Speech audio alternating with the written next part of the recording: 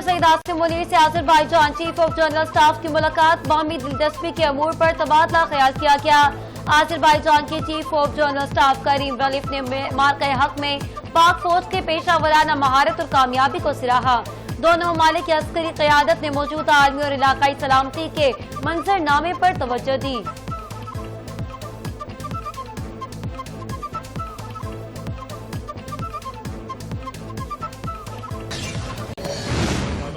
फजल करम है, अल्लाह ताला ने पाकिस्तान को बहुत इज्जत अता फरमाई है और पाकिस्तान आहिस्ता आहिस्ता दोबारा तरक्की की मंजिलों की तरफ गामजन है। जो मईशत की बेहतरी हो रही है, जो हमारी सफारती मामलात है उसमें भी अल्लाह ताला बड़ी करम नवाजी कर रहे हैं और इंशाअल्लाह ये सिलसिला उस वक्त तक जारी और सारी रहेगा।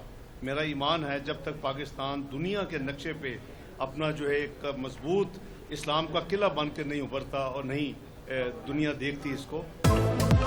पाकिस्तान की सलामती, इज्जत और वक़ार सबके लिए मुकद्दम। नायब वज़ीर आज़म इसहाक़ डार ने कहा कि पाकिस्तान ने सिफारती सतह पर कामयाबी समेटी, मुल्क में मईशत दिन ब दिन बेहतर हो रही है। आइए सब मिलकर मार्का हक और आज़ादी का जश्न मनाएं।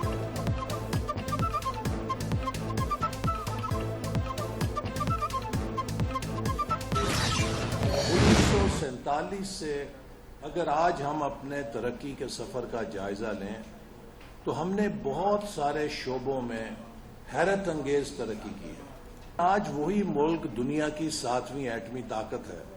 जिस मुल्क के अंदर बाइसाइकिल बनाने का कारखाना नहीं था, आज वो JF-17 थंडर जैसे जहाज बनाता है जो फजाओं को चीरते हैं।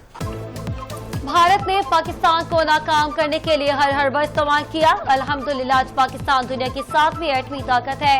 वफाकी वजीर मनसूबाबंदी हसन इकबाल ने कहा कि हमने महदूद मसाइल के बावजूद पाकिस्तान के तमाम शोबों में नुमाया तरक्की की। साइकिल से लेकर लड़ाका तैयारे तक हम बना रहे हैं।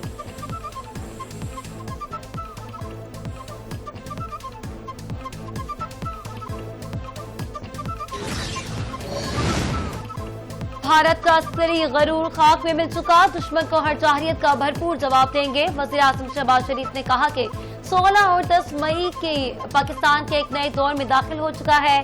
दुश्मन मुल्क के एक पानी की बूंद भी हमसे नहीं छीन सकता।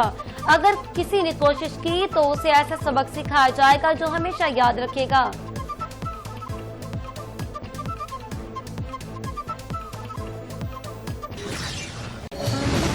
और मार्का हक जश्न आज़ादी की मुनासबत से शहर शहर तैयारियां, हर तरफ सबसे लाली परचमों की बहार। परचमी रंगों में ढले कपड़े, बैजिस, झंडियों के स्टॉल सज गए। सजावटी अशिया के स्टॉल्स पर खरीदारों का रश।